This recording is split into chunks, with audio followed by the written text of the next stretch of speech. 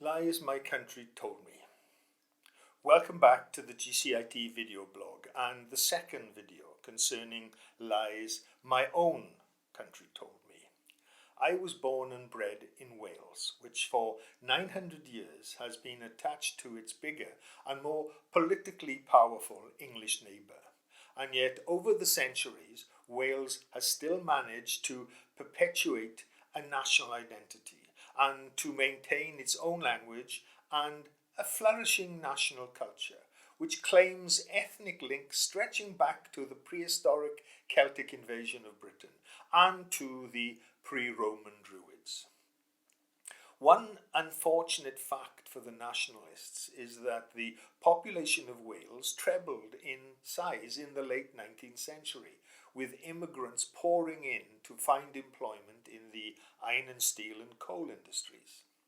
This is proof, if proof was needed, that nationality is in the software and not the hardware, since my country's present gene pool has only a minority ancient Welsh component. Take me, for example. My surname Angel means English. Although born in Wales and with an identifiable Welsh accent, my paternal ancestors had far more in common with the Anglo-Saxons than with the Druids. And yet Wales thrives with a separate cultural identity, supported by a proud tradition of storytellers, bards and poets. Although the Druids of the present day, who parade around in bedsheets celebrating their links with a mythical Druidic past, bear very little resemblance to the genuine articles. Today's rituals are in fact an 18th century romantic fantasy, dreamt up by the likes of Iolo Morgannwg, real name Edward Williams. He claimed to have uncovered an ancient manuscript that described various Druidic rituals. In 1792, he brought together a group of friends in the first gorsedd of bards, not in Wales, but on Primrose Hill in London. Of course, he had written the mystical book himself. Nevertheless, his ceremony continues right up to the present. Well-known bards have included actor Richard Burton and even a one-time Archbishop of Canterbury, Rowan Williams. Iolo was wrapped up in what had started as the imaginings of 17th century English antiquities like John Aubrey and Inigo Jones. They yearned for an ancient British culture to rival that of Egypt, Greece and Rome. And this culminated in the 18th and 19th century Romanticism that fueled nationalistic fervour across Europe. And because they longed for it, they made it up. Some of the stories to which the latter-day Druids lay claim, such as the Mabinogion, a collection of Welsh folk tales written down between the 11th and the 13th centuries, do have an ancient and legitimate pedigree. However, the modern interpretations and the motives claimed for them are pure invention. At infant school, I was taught a mythology containing pseudo-ancient stories like Beddgelert. Prince Llewellyn the Great returned from a hunting trip to find his baby's bedchamber in total disarray and covered in blood. His dog Gelert stood proud amidst the chaos. Convinced that Gelert had harmed his young son, Llewellyn drew his sword and in a fury killed the hound. However, the baby was safe. The blood was of a wolf that Gelert had killed in protecting the baby.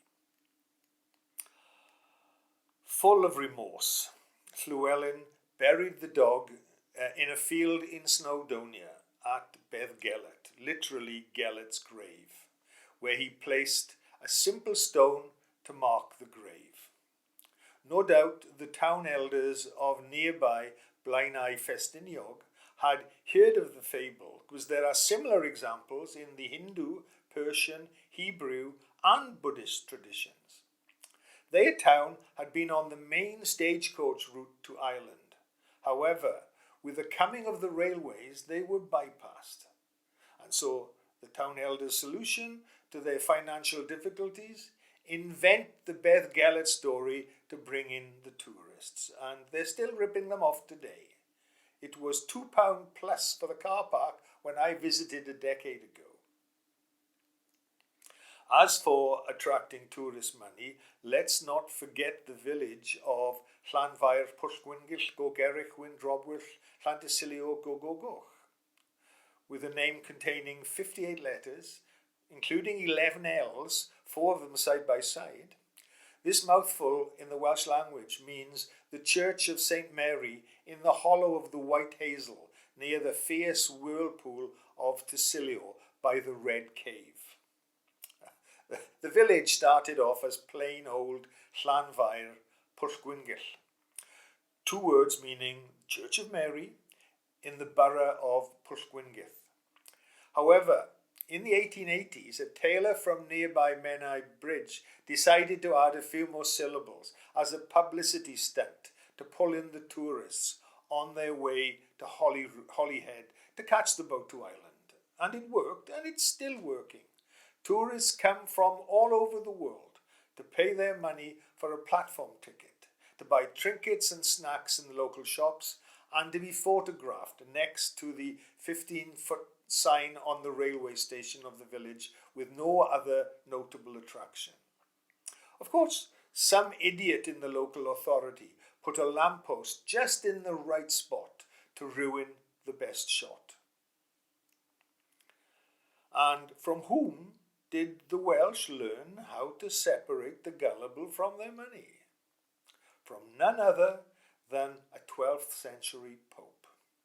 It was Callistus II who canonized St. David, the patron saint of Wales, on March the 1st, 1123. March the 1st is now the Welsh National Day. St. David was giving top billing among British saints when Callistus decreed that in the heavenly current account, 2 pilgrimages to St. David's in Pembrokeshire were worth 1 pilgrimage to Rome. Now, St. David was a Celtic monk, an abbot and bishop, who lived in the 6th century and was just one of over 500 Welsh saints who helped spread Christianity among the pagan Celtic tribes of Western Britain and beyond. So, what was so special about David that separated him from all those other run-of-the-mill saints? The reality is somewhat mundane. At the time, hordes of British pilgrims, a type of 12th century football hooligan, were descending on Rome, causing huge and expensive problems for the Vatican. By raising the status of the Welsh saint, Callistus cleverly cut his costs by sending the troublemakers west to St. David's monastery instead of going to Rome. And I can't leave St. David without mentioning one fact, which in itself could be the basis of a new tourist industry. David was actually baptized by his cousin, Saint Elvis, who came from Preseli. That's right, by Saint Elvis Preseli. No joke, there really was a Saint Elvis. He was Saint David's cousin. But seriously, Vernon Presley, Elvis's father, named his son after St. Elvis. Vernon knew that his family originally came from the Preseli Mountains. That's the origin of the name Presley. Who knows, maybe among the King's British fans, 2 trips to Pembrokeshire will become the equivalent of a visit to Graceland. That's enough of Welsh mythology, for if I start on about King Arthur and his round table and Merlin, then we'll be here all day. But let me get something straight here. I'm not being snide or cynical about these myths and legends and tourist attractions. Far from it. I speak of them with a sense of awe and as an inspiration. I see nothing fundamentally wrong, immoral, or deceitful about creating such fanciful stories. As far as I am concerned, the behaviour of the good men of Blaenau Festiniog and Menai Bridge is typical of the development of all cultures.